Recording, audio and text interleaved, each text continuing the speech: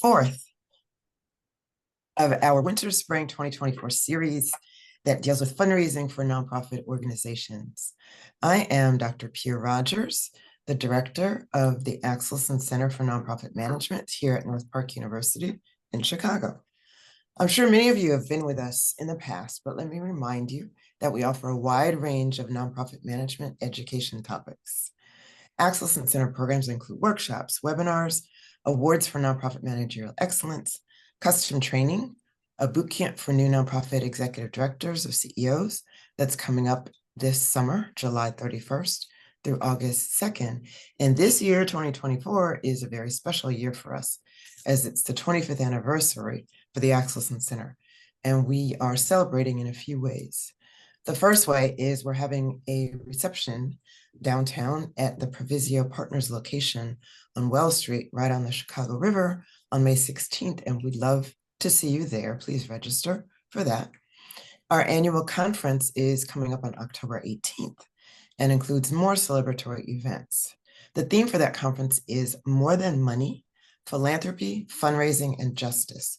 And we're planning great speakers and breakout sessions, including actually our today's speaker, Mary Morton, who will be moderating an afternoon plenary panel comprised of local foundation leaders from the Woods Fund, Field Foundation, and MacArthur.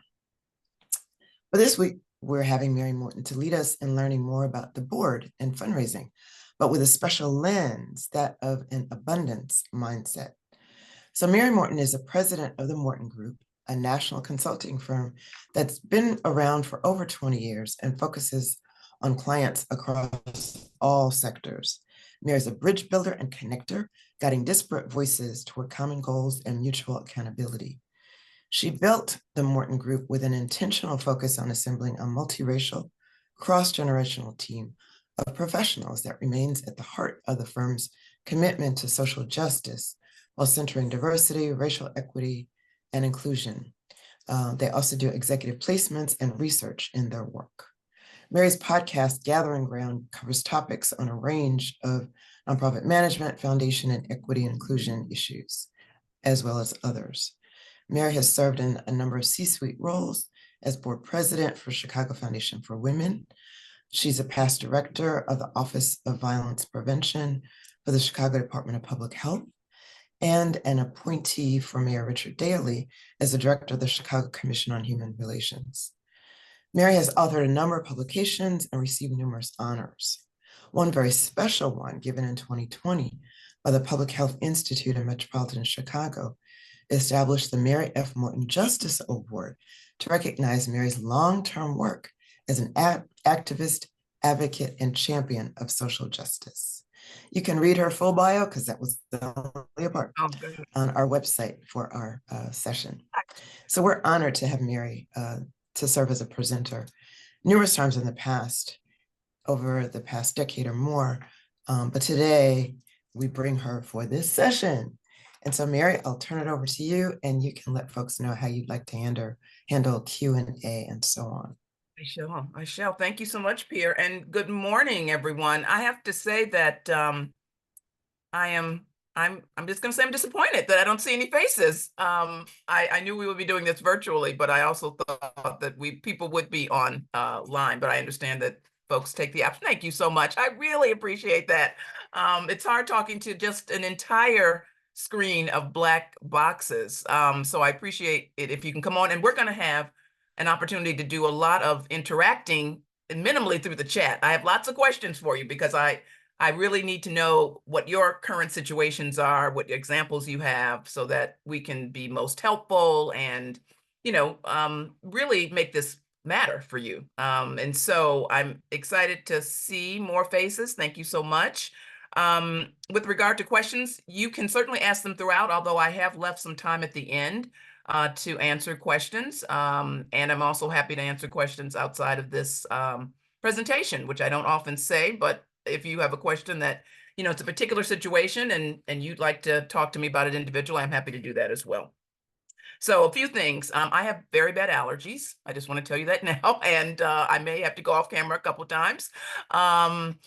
And the other thing is that there is a very annoying sound that might pop up on my computer, which we've tried to address. There've been a few technical challenges. I guess just something is out in the world. We may need to burn some sage or something. But in the meantime, we're going to make sure that we can keep our session moving today. And Adam is going to be very kind and help me just move the slides along. I would generally do that myself, but as I said, we're having some technical difficulties. So Adam is going to help me with that. And as I said, I'm going to really be utilizing the chat quite a bit. So please, I'm going to ask you to respond to questions, and you, of course, can come off mute and respond out loud. That would be ideal as well, but we will minimally be using the chat. So want to make sure you have access to that. One of the first things that I want to do before I go any further is just to take a moment, and Adam, we can move to the next screen. Oh, okay, and I see, all right. Well, one of the things that I wanted to do, and I see that that screen is not here, and that's fine, is we want to just make a point to do a little bit of a land acknowledgement here. That's generally how we start many of our workshops, particularly around well, for any reason, when we're gathering. And so I just want to say a little bit about why we do a land acknowledgement. We want to acknowledge Indigenous peoples who are the traditional stewards of our land and the violence, erasure, and theft that they've experienced. And in the spirit of working to repair these histories of settler colonialism and oppression, we want to begin today by recognizing that Morton Group is located in Chicago, as is the Axelson Center for Nonprofit Management. And this area is made up of the unceded land of the Council of the Three Fires, comprised of the Obajewa, Ottawa, and Potawatomi nations, as well as Miami, Ho-Chunk, Menominee, Sac, and Fox, Kickapoo, and Illinois nations. So we want to take a moment and acknowledge where we are and how we've gotten here in many cases. And so moving on to our agenda for today, here are some of the things, the topics we're going to talk about: fundraising with an abundance mindset. Shortly, we'll have an activity coming up that I want you to participate in, because it really helps set the groundwork for what we'll be talking about throughout these 90 minutes. We're going to talk about your case for investment. We're going to talk about prospecting, cultivating, and stewarding, something you have to do, of course, if you're fundraising. We're going to talk about the culture of philanthropy and what that means, how you get your board involved in the culture of philanthropy. And then we're going to talk about new investors. And then, as I said, we'll have time for Q&A.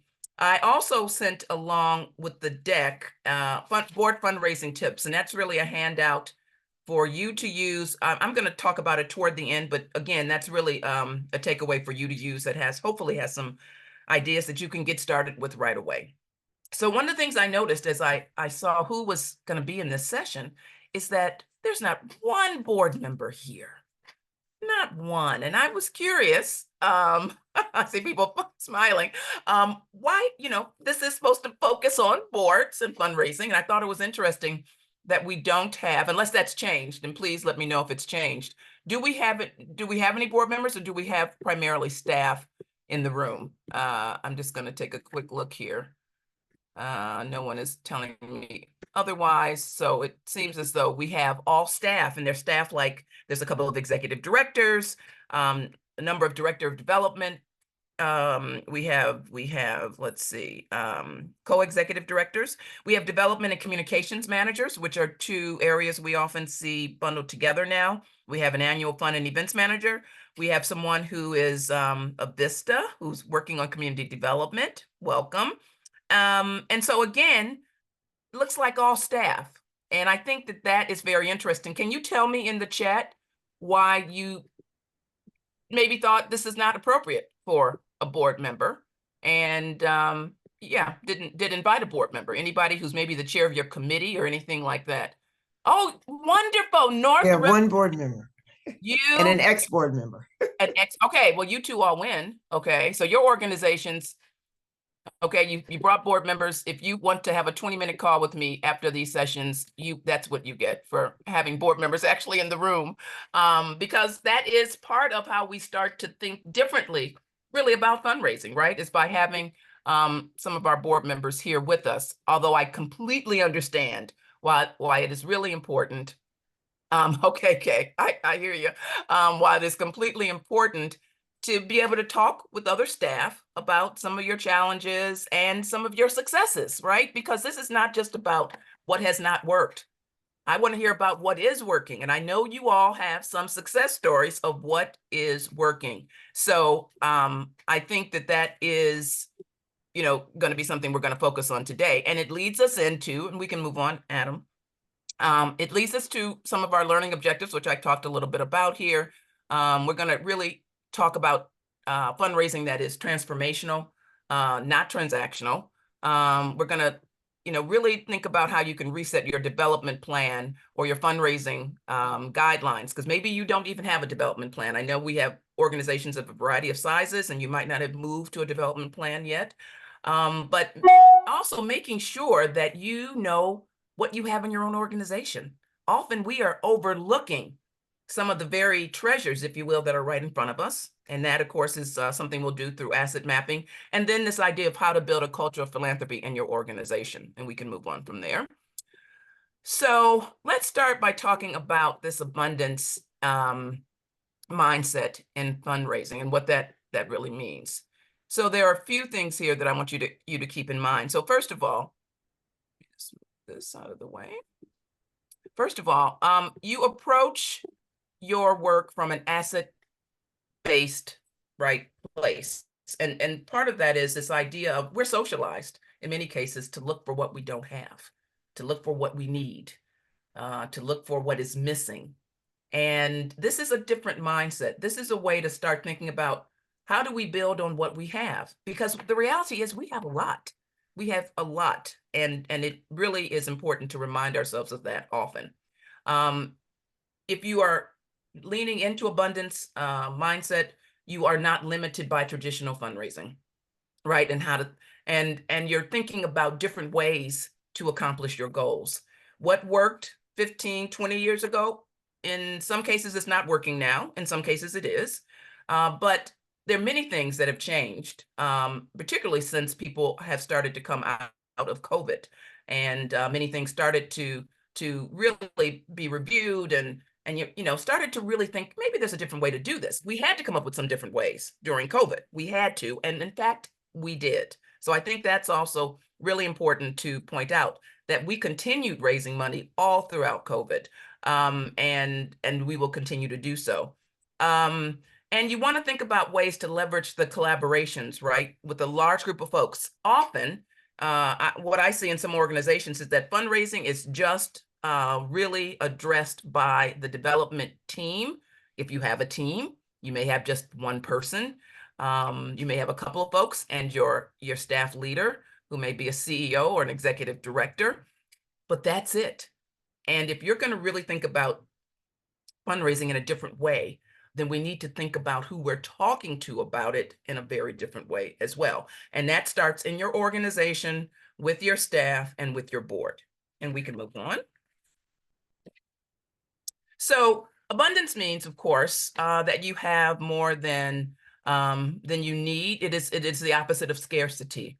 And one of the important concepts in relation to abundance is to also think about equity, and thinking about what equity actually means, right? And how does that relate to abundance? So first of all, equity refers to fairness and justice.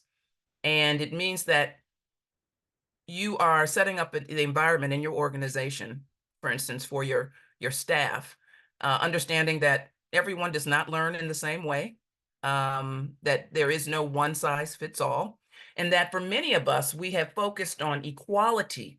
And that's really what many of our movements have talked about. We want equality. Well, I'm a big proponent also of when you know better, right? You do better. And now we know better. We know that we really need to lean into equity, because equity really addresses individual situations, so that I am going to get what I need as a staff person, and it may look different than what the person next to me is getting, right, down the hallway, because I have some different needs. So I have staff on my team who have a little dyslexia, who are have some learning differentials, if you will. And so we accommodate that in a different way than someone who doesn't. And so those are things that we know and that we plan for and we accommodate. And no one is made to feel a particular way because they're different, because they need something that everyone else doesn't have. So that really is, again, an important piece with regard to equity and equality, and as how it relates to abundance. Okay, we can move on. So here's an activity. Here's the first activity that I'd like you to do. And that is, this exercise is called Be Someone Else. And so what I'm going to need you to do is to, you're going to, in just a moment, you're going to see some profiles. And I want you to pick one of the profiles that resonates with you. I want you to drop your answer in the chat, but please do not press enter until you hear me ask you to do that. Okay? So we're going to move on in just a moment. We're going to advance, but I want to say again, once you read the profiles, and keep in mind the exercise is called Be Someone Else. Once you read the profiles, I want you to pick one of the profiles that resonates with you. Okay? And that is where we're going to leave it. All right. So we can go to the next slide. Okay. So here are the profiles. We have a 17-year-old undocumented youth rumored to be gay. We have a 77-year-old woman who lives in a retirement community, enjoys playing with her grandchildren and water aerobics. We have a 25-year-old single parent who has 2 children and is working and going to school part-time. And we have a 39-year-old executive at a Fortune 500 company. I want you to take a moment, read these profiles, and we're going to take another 10 seconds. And then I want you to go ahead and please don't press enter. Just drop it in the chat. We're doing something, well, I'll tell you the name of this whole process after we finish it. But again, I want you to just pick someone, and I'm going to give you another 10 seconds and hope that you've done that since I can't see everyone.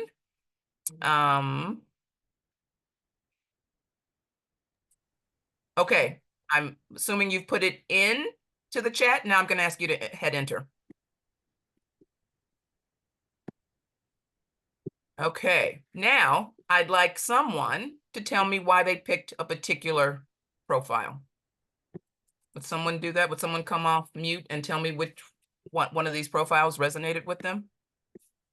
Good morning. I'd like to share if that's possible. That would be wonderful. Could you tell me who you are and the organization? Yes. My name is Alta King, and I'm with Quincy Arts Center in Quincy, Illinois.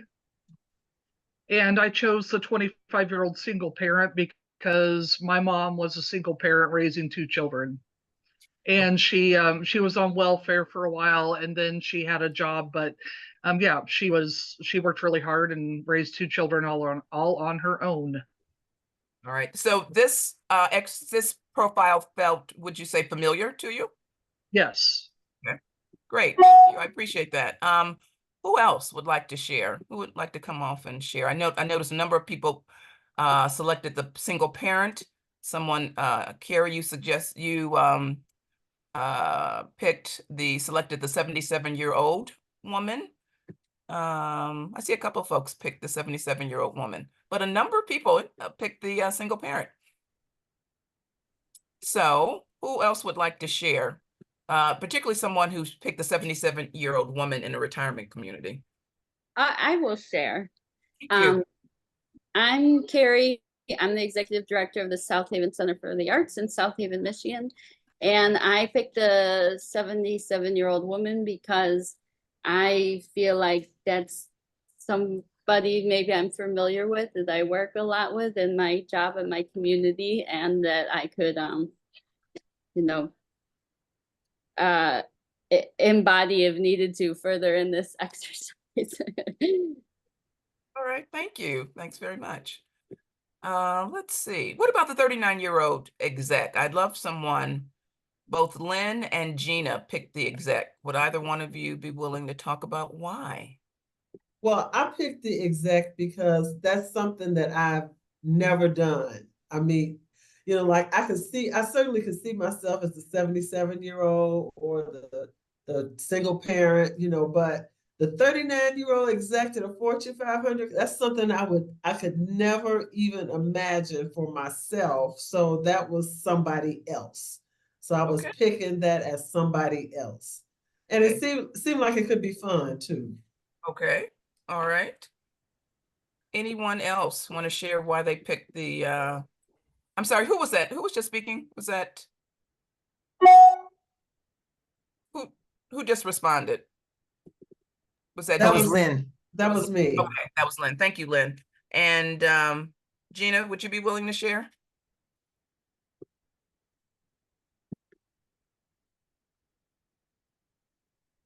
Same reason. Okay. All right. You worked in nonprofits. Okay. What about the 17-year-old? Roberto, would you be willing to share? Because I don't think a lot of folks pick the 17-year-old. I think I chose that one just because that was at one point in my life. One of my parents was undocumented at the time, and also being a member of that community. Okay. All right. So again, some sense of familiarity, something that you can relate to. And if you noticed what people said, folks did pick, in most cases, someone who they could relate to, someone they had something in common with. And what does that say about how do you think that impacts how we make decisions about people, how we think about people?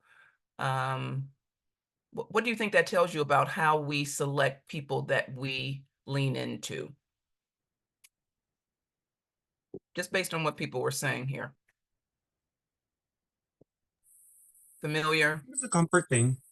Comfort, exactly, right. So that our tendency is to lean into things that are comfortable, something that we know, something that feels familiar, even though this exercise was called Be Someone Else. So I just want to have you sit with that for a moment, right? That was the name of the exercise. Yet we went to, what do I know? What is familiar to me? Except for one person, I think that was Lynn, who said, this is the 39-year-old executive is not anything like me. And here's one thing, Lynn, could you tell, or did you have some sense of whether or not that person was identified as male or female? I didn't. I didn't. I just identified with being 39 and working for a profit organization and probably making a whole lot of money. Okay. All right. All right. Well, I appreciate that. And here's this exercise is called Be Someone Else. And it's an exercise that we use in a variety of our programming. I actually developed this exercise many years ago, and we continue to use it and tweak it. But it's about bias and assumption. Because you have very little, right, that you are being told about any of these individuals, right? Yet you've made some assumptions, which is how you got to a place of being able to select one. And the point of this being is that we do that all the time. It is how we are socialized. For instance, if I had a match and I struck it and there was a flame, you would likely not put your hand over that flame. Why? Because you assume, based on prior experience or just seeing it happen, that you're going to get burned, right? And so this idea of there's some biases that we have that are really for our own protection. There's some assumptions we make that are for our own protection. But in many cases, our biases are a result of how we've been socialized, right? How we've been introduced to particular topics. And so I'll give you just a little bit of background on these profiles. This 17-year-old who's undocumented youth, rumored to be gay, and these are all based on real people, by the way, is also the student council president, speaks several languages, is on the dean's, on the honor roll, if you will, for the school. The 77-year-old woman, many times people will say, they would not pick this one because they may be from a particular community that does not think highly or think they're not inclined, if you will, to put someone who's older in our family into a retirement community. So when I've done this in workshops, particularly that have a large Latinx population, that is the response that people have had, that they would never pick that one and they stay away from this particular profile. The 25-year-old single parent who has 2 children and is working and going to school part-time. This is a person who absolutely is a single parent, but they happen to also be living in a situation where their parents are supporting them as well. So they're going to school part-time and they do have 2 children, yet they have a lot of support. And that is not generally what you would assume, right? With someone who's 25 years old, a single parent, and who has 2 children, is working and going to school part-time. This young person at the time, because this is many years ago, really it was a difficult time, you know, in terms of obviously having 2 children and working and going to school, but they also had this holistic support from their family, and their family was actually quite well off. And so that's not something that we would have understood immediately about this person. And the last person, a 39-year-old executive at a Fortune 500 company, this person is someone who uses a wheelchair. And so that is not said. It is something that you don't see. And early on, I'll just give you an example of how you learn as you do this work.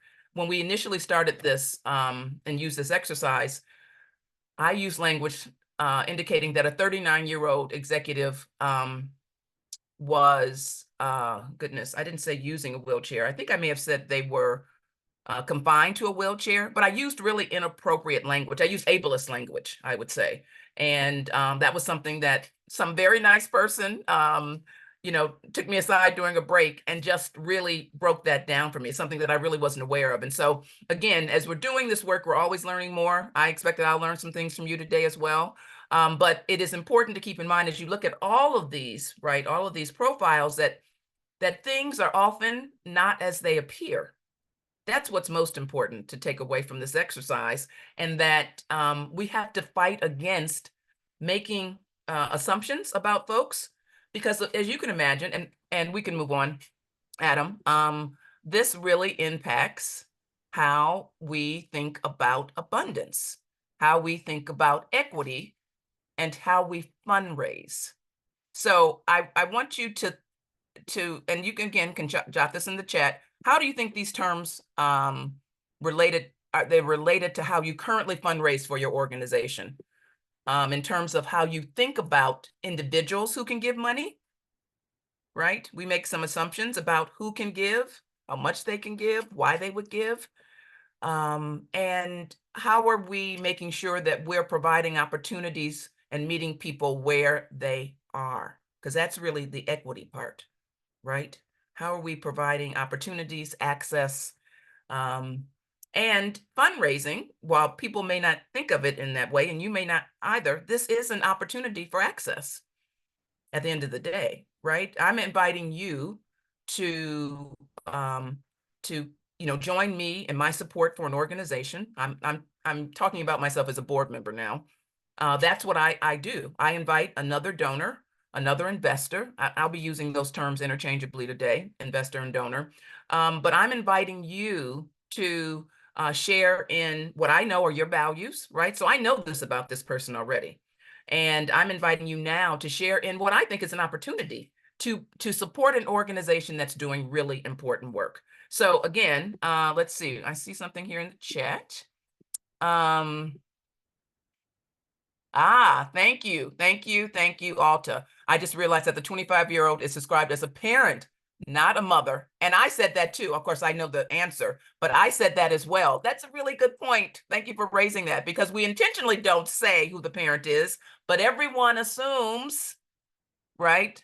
Often that it's the woman, right? Thank you very much. And then Pierre, you say, I often hear people say their board members can't contribute because their org is in an underserved community. Oh boy, yes. That also goes along with, we can't just recruit folks of color because they won't be able to fundraise. That's another myth, and it's based on racism. And so we'll come back to those, but thank you for sharing that. Absolutely. So what does this have to do with your fundraising? Again, you can come off mute, or you can put something in the chat, but what does this have to do? What does this kind of exercise have to do with how you fundraise in your organization?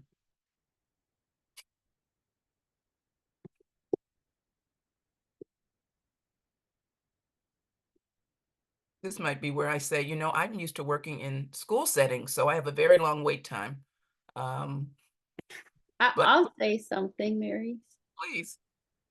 This is Carrie again. I think that when and I see it often happen in fundraising, when you interact with somebody based on the assumptions you make about their ability to give, and we sometimes treat people differently, or even better, I would say, if we make the assumption that they would at some point be able or willing to give some amount of money to the organization.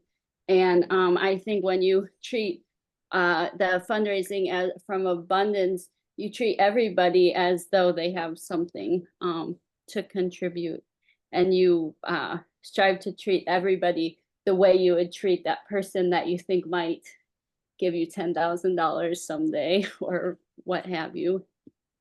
That is it. Thank you, Carrie. That really sums it up very nicely. Just a quick story. I have spent a lot of time working with foundations, particularly all over the country, but particularly here in Chicago, the Chicago Foundation for Women.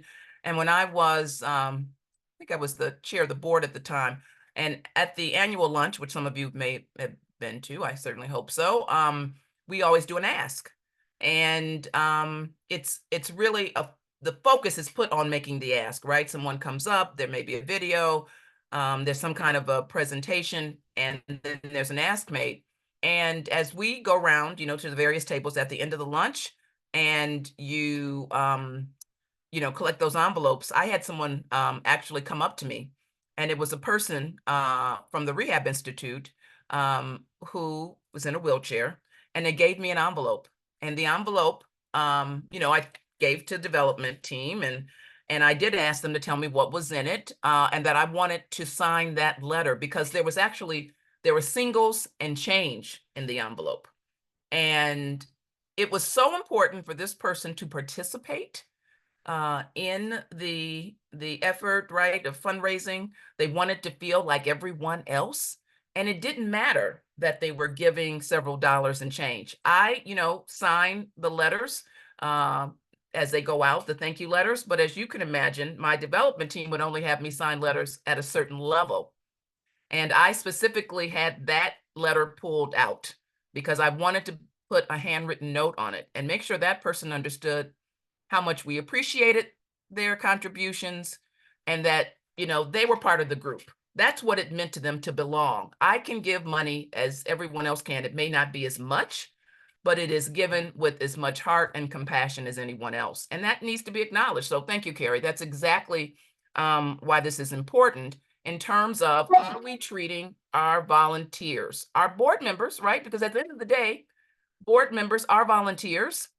They're at the highest level of leadership in your organization, but they're volunteers. And what we know is that as your board members become more engaged with your organization, they generally increase their giving, right? They're really understanding the organization. They're really, they want to commit to it in a particular way. And then they also will bring their friends along with them. But they first must have that commitment. They first must have that understanding as well. And so I'm checking some of the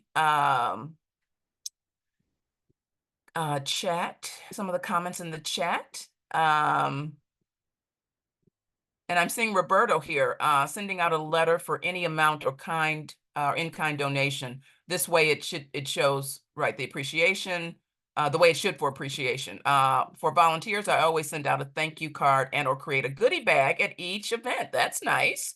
That's a great idea. I like that. And then Luke, sometimes in an unhealthy adversarial line of thinking, let's see, solicits donations from those with abundance and redistribute that wealth to create equity within the organization's mission. In earlier fundraising days, it created an us versus them situation, and our funders became somewhat distrusted by my previous org. I'm not quite sure I understand that, Luke. And I don't know if you want to come off and say a little bit more about that, but you're saying you solicit donations from those with abundance and redistribute that wealth. I mean, that's often what we're doing in any of our work, right? We are getting support from folks who have a little bit more, and not necessarily a lot, but just a little bit more to share. And they are saying, I'm going to, okay, all right. Thank you, Lynn, for letting me know that Luke, yes, doesn't have a mic. I appreciate all of your comments coming through on chat, and we'll keep watching them. Okay, we're gonna keep moving, but again, I appreciate you understanding that we have to start with our own mindset. And you can, in fact, talk yourself into feeling better and to thinking things are going to go well. We do it often. So we can do this. And in fact, just as it turns out this morning on the Today Show, someone was talking about this. A doctor was saying how we have some control over how our day's going to go. There are many things that we can't control. And we had some of those happen, with technology this morning. But we're not going to say, oh my God, woe is me. We're not going to be able to continue. No, we're going to make the best of the situation and keep it moving. And so we have some control over whether we're thinking with an abundance mindset or whether we're thinking within a positive mindset. And I think that's something we often need to be reminded about. So we can move on to the next slide. So, and then we can go to the next one as well. So we're going to talk a little bit about your case for investment. This is what some people may refer to as your case statement. And I just love to know, maybe by a thumbs up, how many folks have any kind of case for investment or case for support? Does anyone have that? I'm going to take a look through here. I don't see anyone raising their hands. Okay, interesting. All right. So your case for investment or your case for support is really a document that has everything in it. Okay, so you did have one before. All right, thanks, Roberto. I appreciate that. Yeah, so this is a document that has, you might say, everything in the kitchen sink in it, right? But it really talks about your organization. It's similar to what you would probably write in a foundation proposal in terms of explaining some history about your organization, explaining, giving some of the highlights of your organization, telling a story. But here's what's important is that a donor should understand why they're giving to your organization and what they will get in return. And that is very basic, right? In terms of what do you need? What am I giving? What do I get in return? Because as a donor, I give money to organizations because they are doing work that I think is important and that I can't do or I'm not going to do. So for instance, if I do, support some domestic violence shelters, I'm not going to run a domestic violence shelter, but I think that work is critically important. And so I'm donating to that particular shelter. Donors want to know two things at the end of the day. They want to know that their money is being well managed, right? So that you have all your financial ducks in a row, if you will, and that you have impact with the work that you're doing. That's what donors want to know, period. Let's keep moving.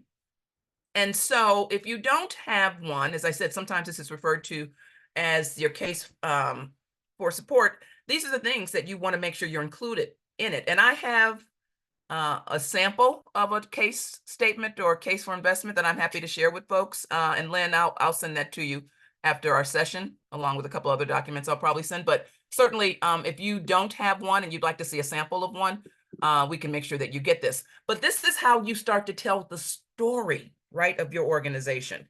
And I'm sure you've heard something about storytelling in the last several years. It's become a huge phenomenon in terms of everyone's telling stories, but we've always had to tell stories with fundraising, right? We've always had to do that. And that is something that we're going to have to continue to do, but really become much better at storytelling. Let's move on, Adam. So this is the way that we can communicate the core values of the organization. And one of the ways that you can get this, or as a board member, again, I'm going to think about this for board members, is to make sure that when you're in a board meeting, that there's always a piece on that agenda that absolutely talks about the success story in your organization. And it's a story that that you can tell as a board member or as a staff person, right? You're doing this as well when you're talking to funders and individual donors, major donors. But you have to have this information. You have to have your own story as a board member. So when I'm talking to board members, I'm absolutely saying, if I was at a cocktail party and I said, so, what do you do when you're not, running this company? And you started to tell me as a board member about this organization that you support, that you're excited about, that's going to engage me. And I'm likely going to want to hear more, but you have to have a story. And what I find when I do, one of the things that I love the most, and when we're not doing here today, we would do it if you had, more board members, if this was for board members, is to actually do role playing. As you can imagine, people are nervous about asking about money. They're nervous about talking about fundraising. So part of when we talk about the culture of philanthropy, which we'll do a little bit more shortly, is this idea of people of really starting to normalize why this is important and why we're doing it. It shouldn't be the thing that, oh God, we're going to get to that item on the agenda. We're going to talk about fundraising. Okay. Now, let me just say, if you're a staff person and not excited about it, you will communicate that to your board members, to your volunteers, to anyone who's within earshot. You will communicate that, or it may even come across in some of your email communications. But your excitement, your engagement really does matter as you're trying to share that with your board members so that they in turn will also be excited about the work. So here's one of the things that we suggest. When you have your monthly or bi-monthly or quarterly, however often you're meeting, it's a great idea to make sure that on every agenda, you have a success story. And it could also even be a fundraising success story, if that's important for folks, to hear how someone has made an ask, to hear how someone has gone on an interview with a funder, or a meeting with a funder, a site visit with a funder. These are the ways that people get experience, get exposed to understanding about the organization, and they get to feel less scared. People are nervous about asking about money. People are worried that they're going to be rejected. And I always say, you can ask someone, for money, for tickets for your event, for auction items, for whatever it may be. And as long as they don't say no, never come back again, you go back again. You go back again. And so I just want to take a look here at the chat. Okay. All right. So I see that, Roberto, you've had, in the past, you have had a case for investment or a case for support. So again, storytelling, really important. A story needs to be embedded into the facts and figures about your organization. I think some of you may be familiar with this, quote from Maya Angelou, which I'm going to paraphrase, let me just say, but that people may not remember what you said. People may not remember what you did, but people will remember how you made them feel. So excuse me, Mary. Luke has 2 comments in the chat. Okay. He says, sometimes in an unhealthy adversarial line of thinking, solicit donations from those with abundance and redistribute that wealth to create equity within the organization's mission. In my early fundraising days, it created a us versus them situation, and our funders became somewhat distrusted to my previous organization. And also, he said, should clarify that this is what we do and it's good. But long story short, internal conflict created an unhealthy relationship with how the fundraising funders themselves were perceived. Okay, thank you. Yeah, I'd seen that and talked about the first one, but I didn't see the second one. So thanks, Lynn. Okay. So all right, well, there are, right, and that can get in the way. Internal conflicts can get in the way, and yet we have to keep going, right? But you do need to resolve them. I'm a big proponent of not letting things sit, right? Particularly if they're related to the overall health, if you will, of an organization. And so those are things that you have to try to address. I do a whole nother workshop on fierce conversations. Sometimes we don't want to talk about the most obvious things, and at the end of the day, if we cannot talk to someone, then we can't have if we can't have a conversation with someone, then we can't have a relationship with someone. And that certainly applies to fundraising, right? You're not going to go and ask someone for money who you have not been in conversation with, or let me just say you shouldn't, because then that really becomes transactional and not transformational, right? Transformational meaning that this is a significant gift for this particular investor. This is the first time they've done something like this. And so it matters to them. And I'll say that mine was the first time that I contributed to an endowment campaign at the Chicago Foundation for Women. The board chair was very smart in that, I believe she sent me an email, which I was nervous about, so I didn't answer. And then she wrote me a note, a handwritten note. It's kind of hard to ignore a handwritten note. I am very much, if you send me a handwritten note, you can ask me almost anything. That's just the reality of it. And then we had a conversation, and I understood I was, still early in my career, that I actually did have the capacity to be able to make a significant donation for me. And at that point in my career, $2,500 was significant. And that was going to be over a period of time.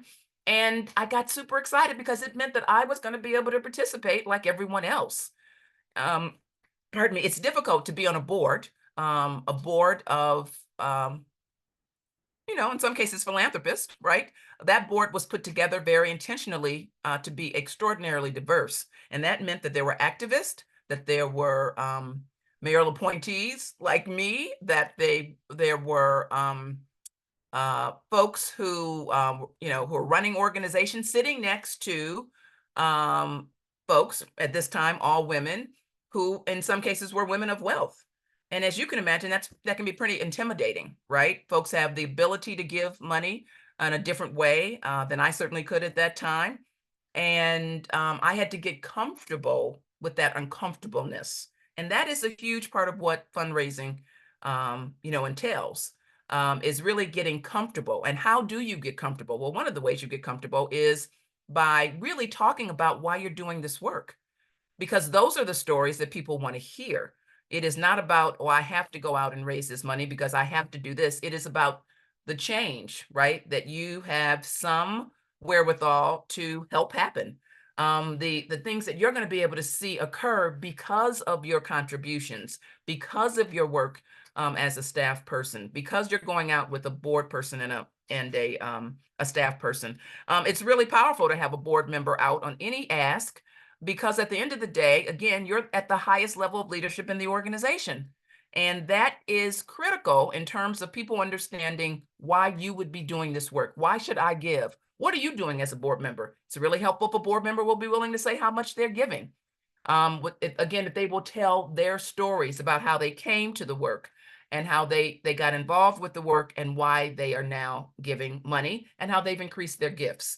That is, again, pushing forward with this. There's plenty of resources, and there really are, right? There are plenty of resources, but we have to have the stories, and we have to have the interactions with folks that will encourage people to give. So we're going to keep going. Let's see. Prospecting. Yes. Cultivating and stewarding. This is really the heart of it all. In some cases, is how are you getting your prospects? And I'd love for people in the chat to tell me, how do you find prospects right now in your organization? Just jot something down about how you find prospects. I'd like to know that.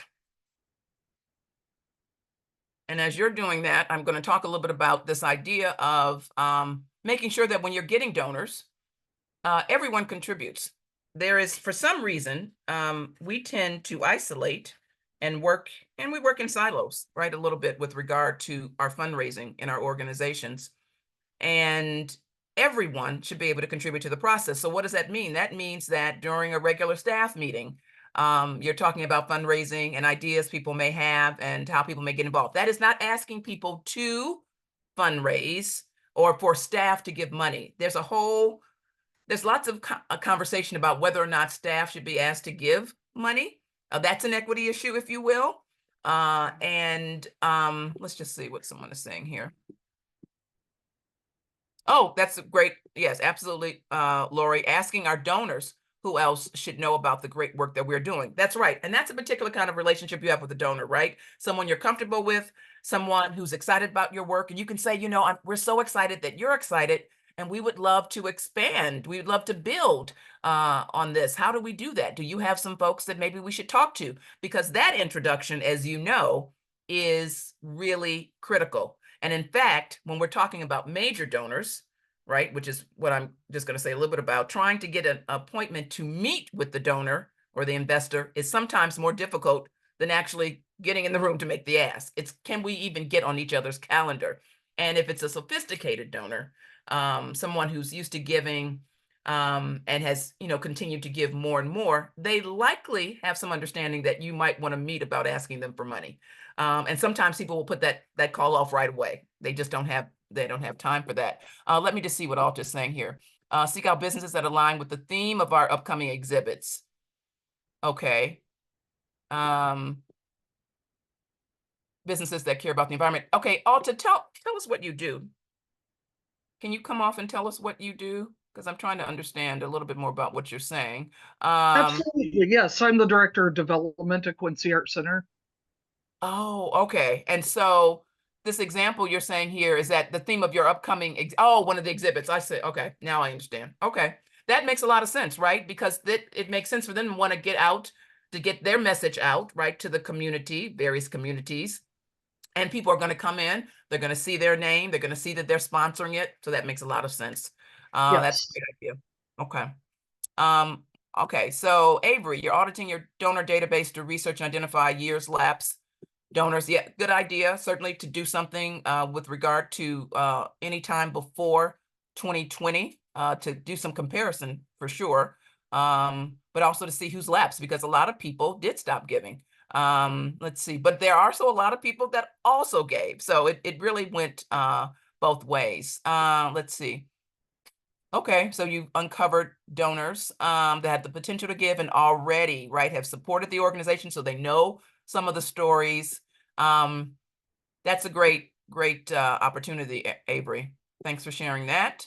Let's see, Alta, you're saying, yes, you're having one-on-one meetings with donors.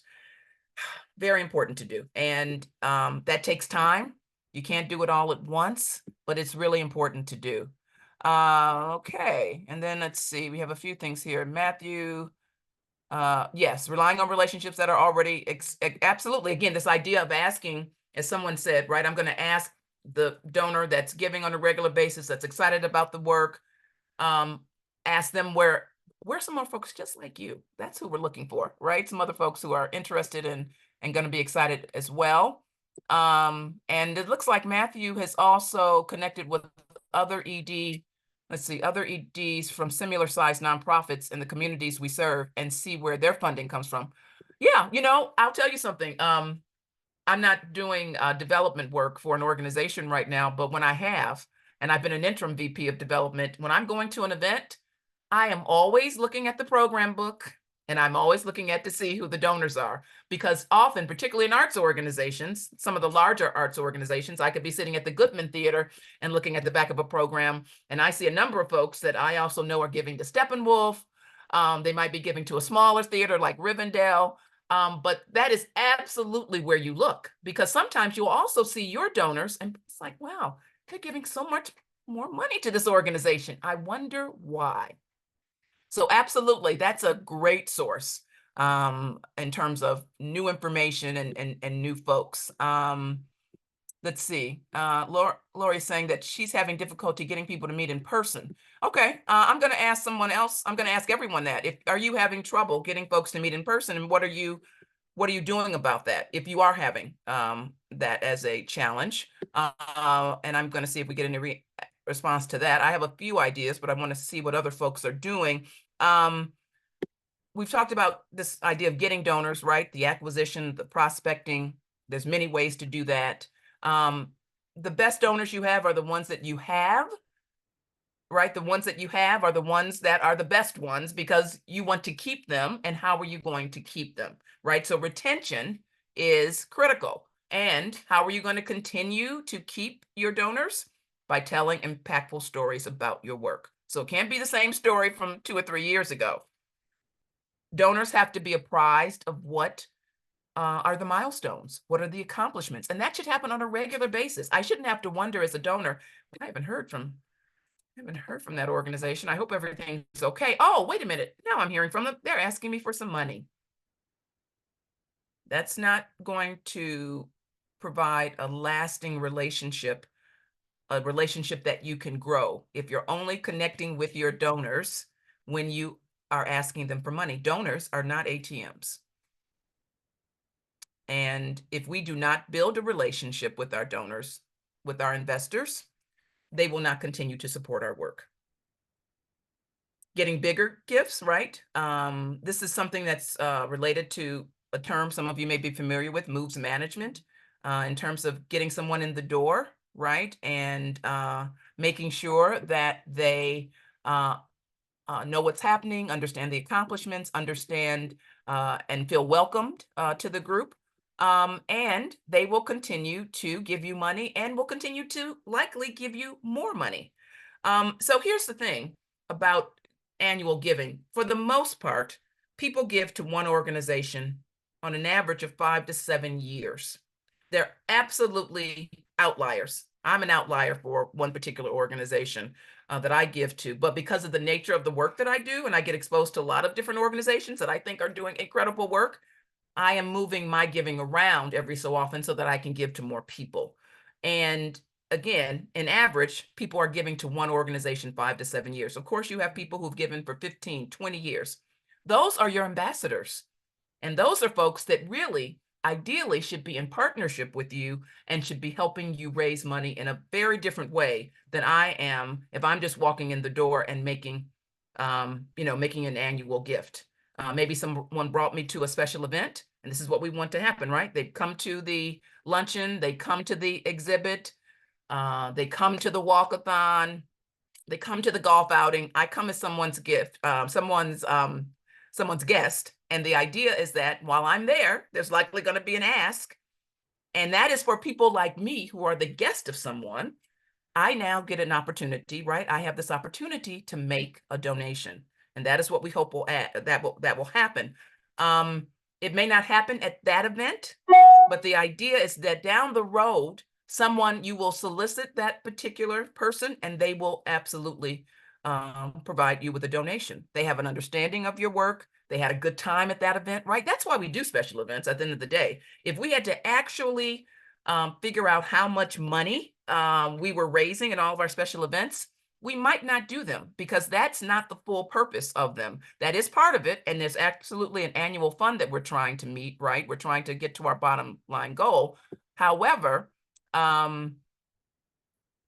we spend a lot of money on fundraising and a lot of that time is not tracked because there are many other reasons why we do it. And one of those reasons is because we can get people in the door, right? This is the way we get lots of folks into our organization and get them exposed to what we're doing.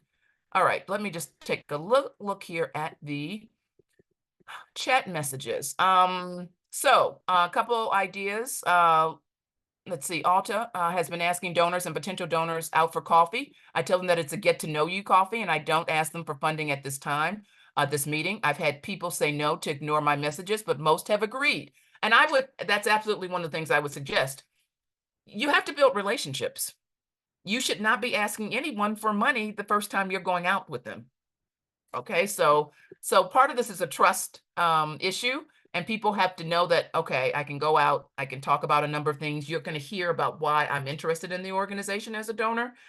And then I'm going to learn more as the staff person and the board member. I'm going to learn more about this person I'm going to go back, think about what they've said. I'm going to make sure I annotate this somewhere in some file that you've had coffee with this person. That's really important.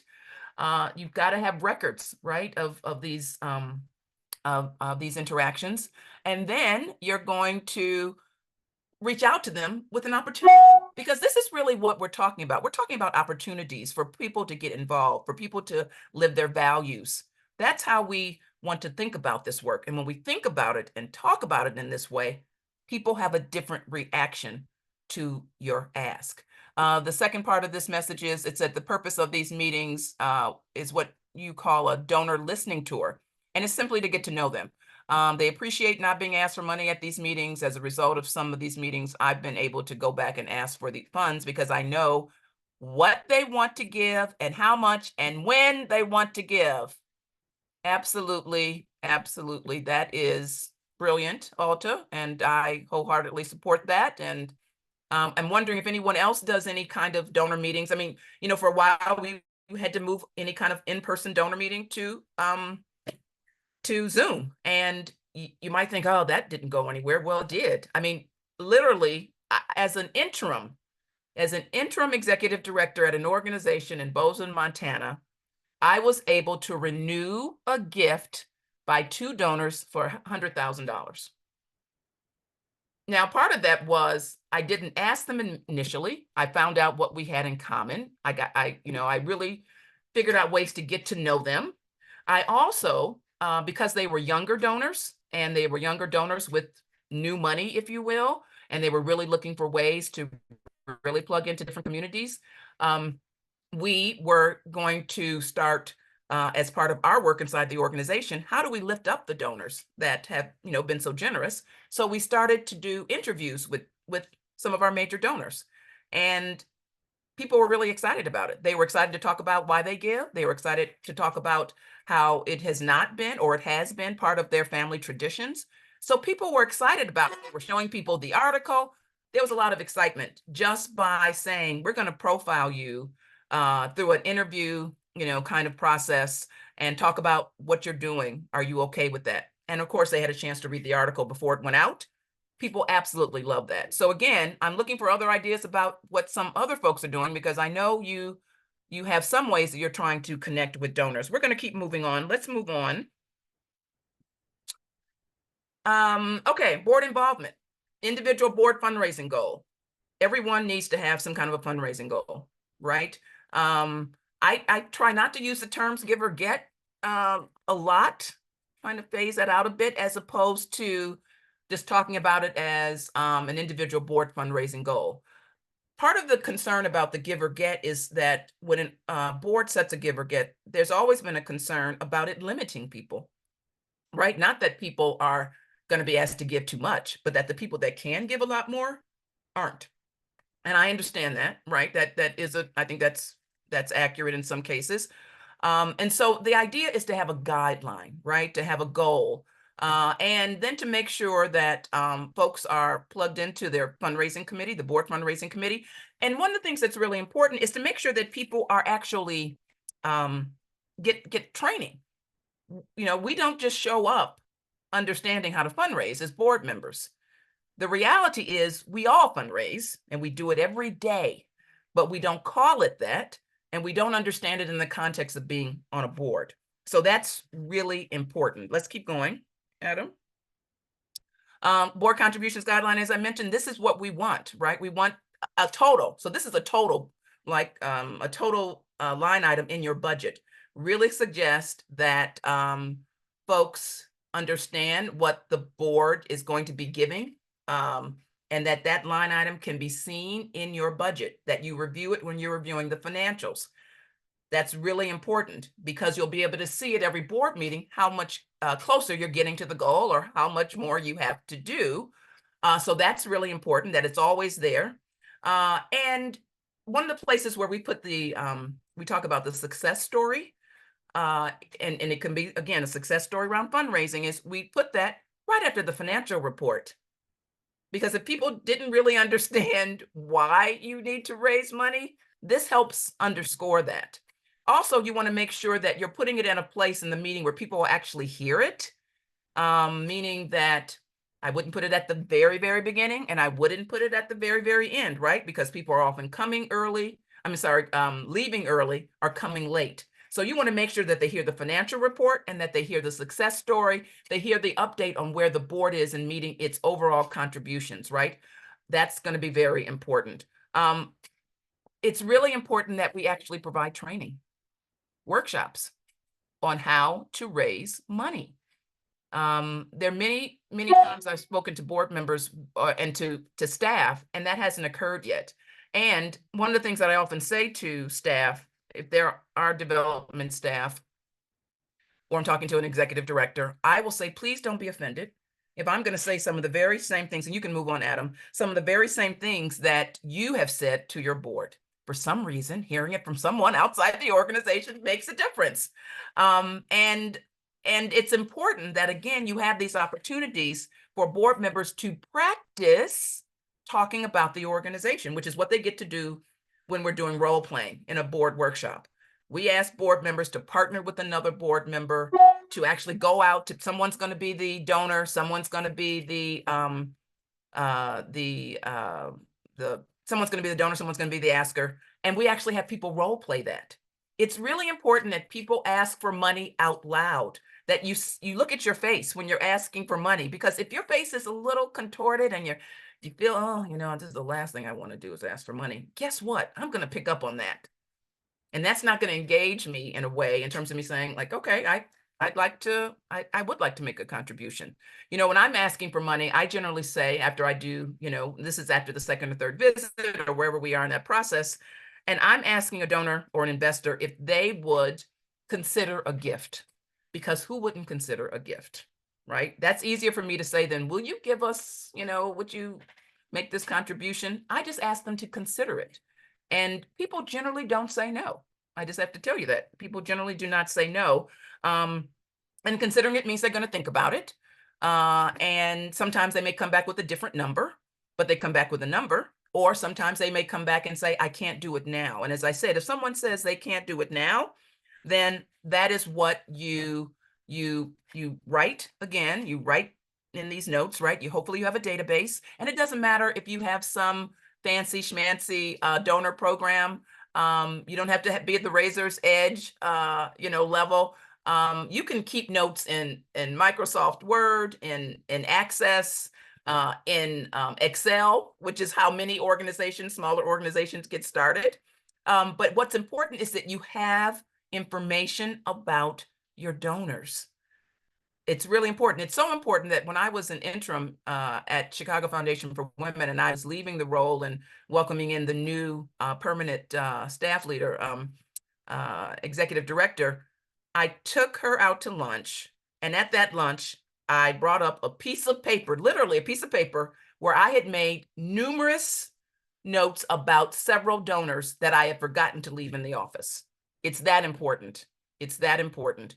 So this information, we can't make these things up. We don't want to have to go back and sort of gather all this information again. It's really important that you track as much information as you can.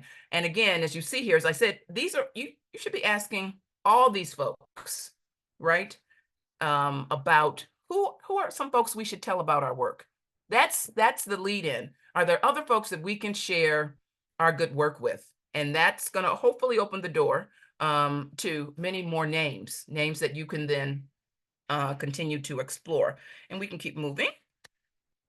So mentioned this in terms of my own story about, understanding that I had the capacity to give at a major donor level. And again, this is for a major donor. I want to make sure we understand that. And major donors in your organizations could be at 250, could be at 500, could be 1,000, might be 5,000. It's going to be different for your organization. And if you need some help figuring that out, I'm happy to talk to you about that. But, there's a way when you look at your contributions overall, right? You start to see where the line break is, right? Where the majority of people are giving, and then you have people that are above a particular line. That's where you're going to be moving into your major donors. And so that means something very different here in the Midwest. We're doing a lot of work. We do work all over the country. And right now we're doing a lot of work on the West Coast. And let me just say, I'm working with the board that is coming out from under about 25 years of leadership of one person. Major donors are $10,000 or more. And that is not necessarily out of line on the West Coast. And there are actually some organizations here in Chicago, some nonprofits that their boards give or get, the give or get for the board, because that is actually the term they're using, is in fact $10,000, $5,000, $25,000, right? Often for some of the larger arts organizations like the symphony or the opera, but even for some of the, there's social service organizations that I am quite familiar with it as a $10,000 board give or get. And they term it in those, as I said, in that particular way. So again, lots of folks have the interest in giving. They may not have the capacity to be a major donor at first, but hopefully they will become a major donor. And then they have some interest in your organization, right? They're interested. So they have a capacity to give. They have a capacity to continue to give over time. They can give larger gifts. They have concern for your organization, for your mission, and they have a connection to your organization.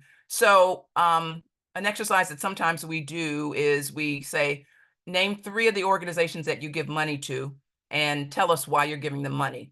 And at least 80% of the time, it's because of a personal connection, right? I'm giving to the American Heart Association because, you know, I had a situation in my family and it was, you know, an instrumental organization in someone's well-being. But the point here is that people give based on their connections, either to them directly or to someone that is related to them.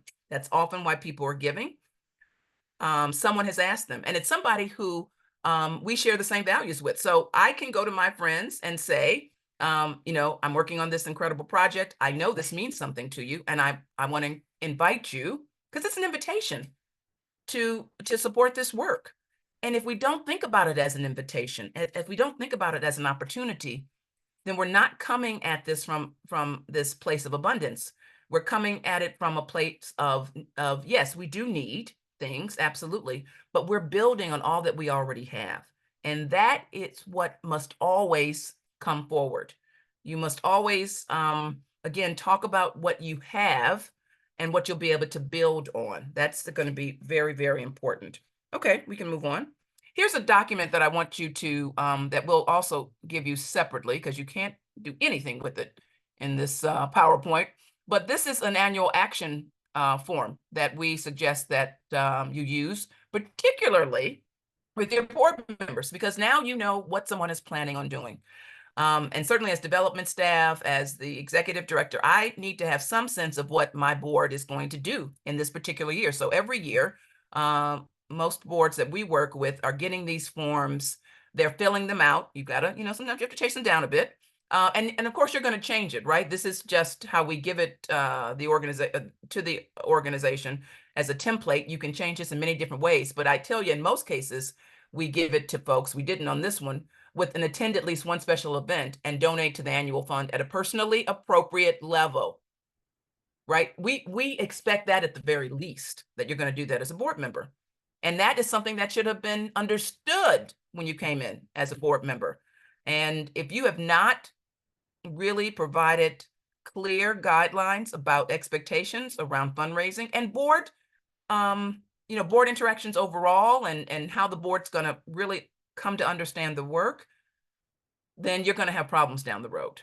So orientation is critical, and orientation around fundraising, providing opportunities for people to learn how to fundraise, is really important. There are some technical things that we can share with folks about how we make an ask, that we do, you know, to keep the process moving. And there are always opportunities to hear about what's going to work for them, because again, how we've done it before and how we've had some success may not work for someone else.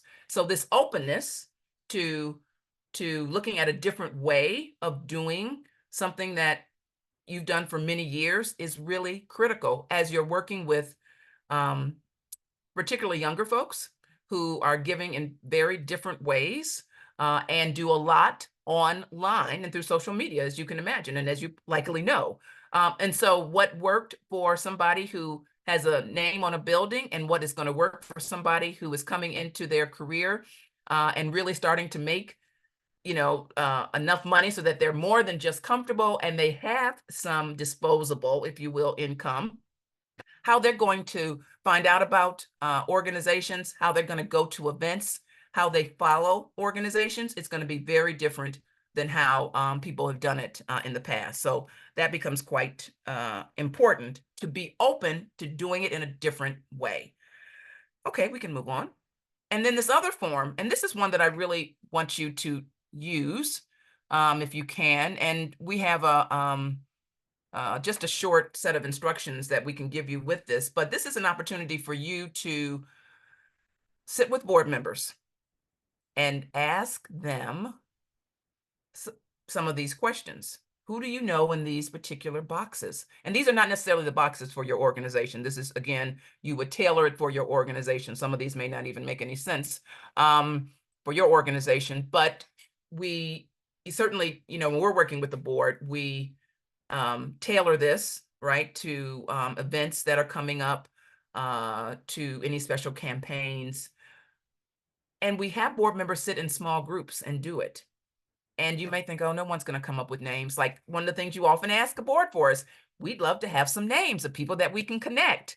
And I'm telling you that, let's see, what's this question here? Yes, you're going to get the board member asset map. You'll get it as a standalone document, and you'll be able to tailor it, Alta. So you absolutely will get it. You'll get both of these documents that I'm showing you now.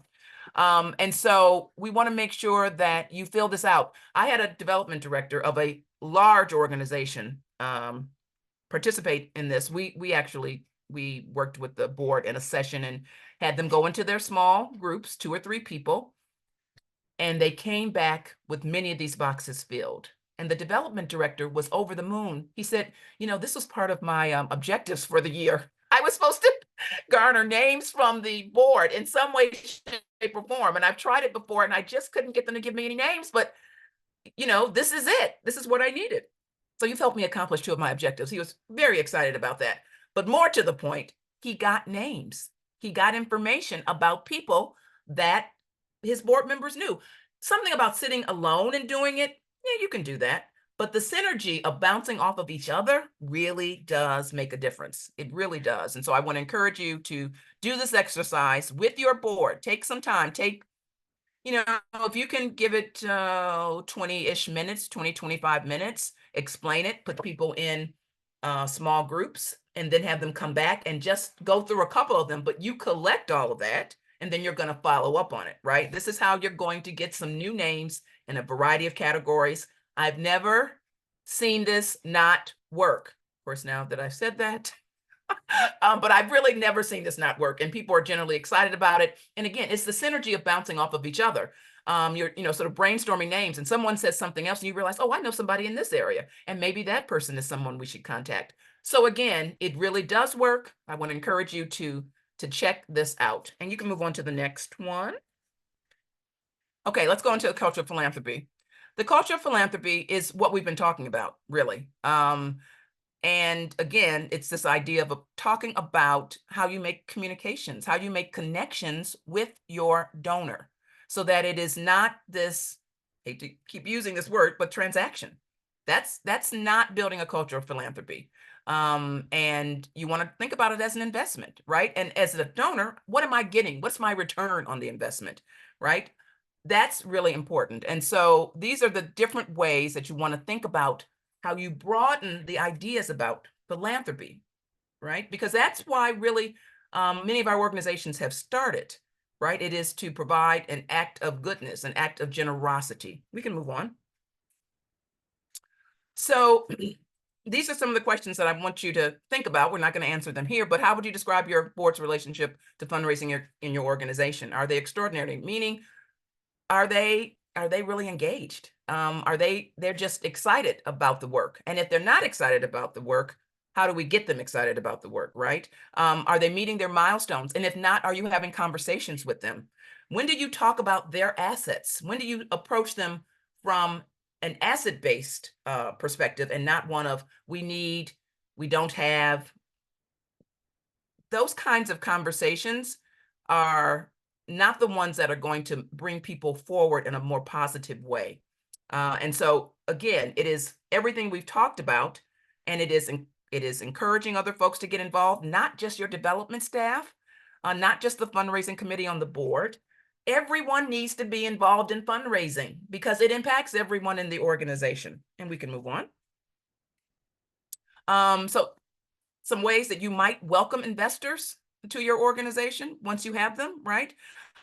Making people feel special. We all want to feel special. And whether it is a new donor or a donor that's coming in, as part of an endowment campaign, or a donor that has given an enormous amount of money that you never expected. And for that donor, it might be $500. It might be $250. Again, it's going to be different in every organization. These are just some ways, though, that you can make people feel special and make sure that they're getting information maybe that other people aren't getting. But that's what you get at this particular level of donation, right? These are things that you want to keep in mind for as you're bringing in people and as you're thanking people. Everyone, and we talked about this earlier, needs to be thanked in a very genuine manner. That's really important. Okay, we can move on. And just a few things to wrap up. Your mindset at the end of the day. If you hate fundraising, it's generally not going to go well for you. We know that, right? And you absolutely can control how people are receiving information. I shouldn't say receiving information, but how you decide to share information, right? You have some control over how you're sharing information about your organization.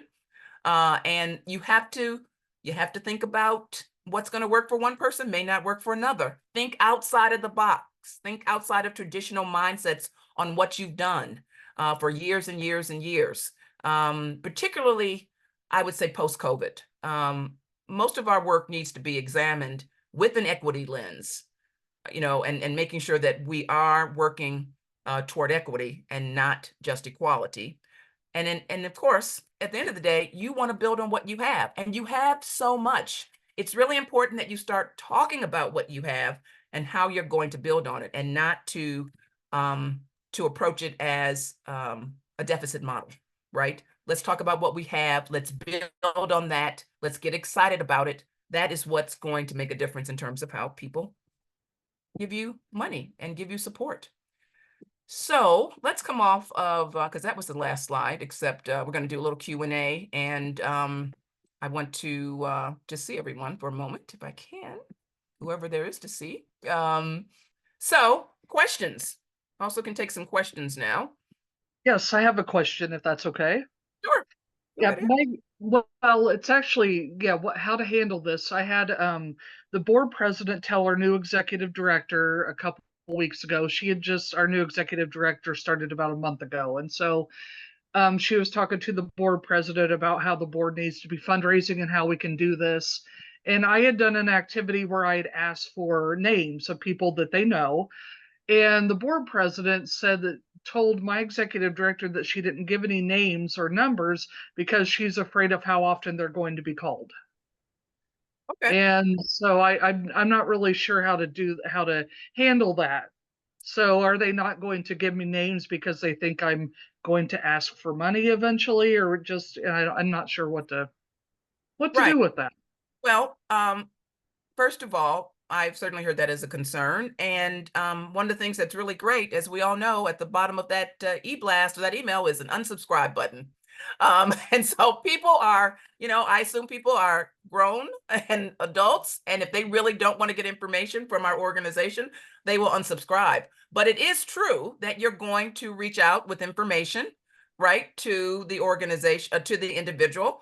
And that is why we want this information. It is how we continue to build on our database. For everyone who, I think it's 4 to 1, for everybody you ask, you can ask 4 people and have 1 person give. That's one of the data points. And so one of the ways we, continue to do fundraising, right, and bringing in new folks is by getting names to our database. And so I think one of the things that you could do, if it really is a concern, is to say that you could check in with those folks, because sometimes people do that. They'll say, well, I have a couple of names for you, but I want to make sure it's okay that I give you those names. Sometimes people do that.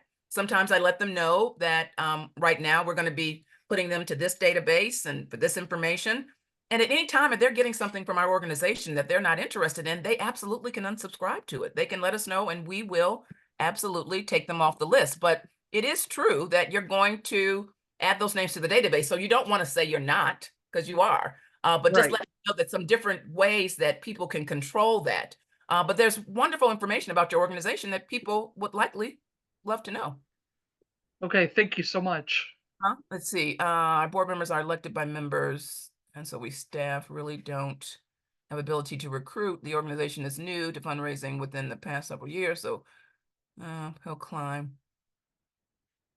So there's a very steep. I would say that, Steph, because of the details in here, I would say I'd love to answer that question for you offline. So if you just send me this in an email, I'm happy to respond or do a quick call with you. But yes, I can see why that would be difficult. And I'm happy to talk to you about that. Anyone else with any other questions? We've got about 3 or 4 minutes left. And again, you have my information at the back of the deck. Feel free to reach out if you have a question. There are two, I think, and again, I want to be reminded of the 2 folks who actually get a 20-minute call, because I'm going to write down your names now. But you can certainly send me an email if you have any questions. And Steph, I'm happy to, as I said, just talk to you about this a little bit, because organizations where you don't have control over who's recruited to the board or that particular body are a little different, for sure. Any other questions? And again, you're going to get the board member asset map with instructions, and you'll be able to, it'll be in a Word document that you can go in and, change some of those boxes. And you're also going to get the annual action form that we suggest you use for board members. And again, we give it to board members all the time with the first 2 checked, because we think that's sort of minimal, right? You're going to come to an event and you're going to make a donation of some sort. Some sort. And again, if you have guidelines around that, then you're meeting with board members at the end of each year. You're checking in with them, seeing what worked, what didn't work. You should also likely have a board assessment tool. If you're not using that, I want to suggest that you do that as well. It's another great way to check with board members. Board members will say things on assessment they will not tell you in a meeting, but it gives you the entree to go and follow up with them on concerns that they might have. So I really suggest that minimally every other year, you should be doing a board assessment. That's really important, just to take the tone and temperature of your board and to find out how they're doing. It's really critical. And that's something that your board members, right? Maybe not the board chair. They may be too busy depending on what's going on, but it could be a vice chair. It could be a board development chair person. Really taking care of your board members is really important, and it will impact how you're fundraising with them and how they're fundraising on the organization's behalf. Other questions? So Mary, I just sent you the 2 names of the people. Okay, thank you. Okay, great. And also, I wanted to remind everybody that when you exit the session, there'll be a link to do a survey, and we'd appreciate it very much if you gave us your feedback. All right. Well, I think we're going to be wrapping. Thank you all so much. I appreciate your participation, and I look forward to hearing any of your follow-up questions via email. And I look forward to talking to the 2 folks that I'm going to be talking with. Yes, Luke and Kay. That's who I'll be speaking with. Thank you all so much. Thank you. And thank you, Mary, and thank you all who have joined us today. We hope to see you in upcoming sessions. We've got 2 more left in this series. Next Tuesday, so keep in mind, next week it's on Tuesday with Brian Fabes, who's joining us to talk about fundraising for introverts. And then the following week, which will be April 10th, we'll have the final session that's dealing with the staffing issues around fundraising professionals.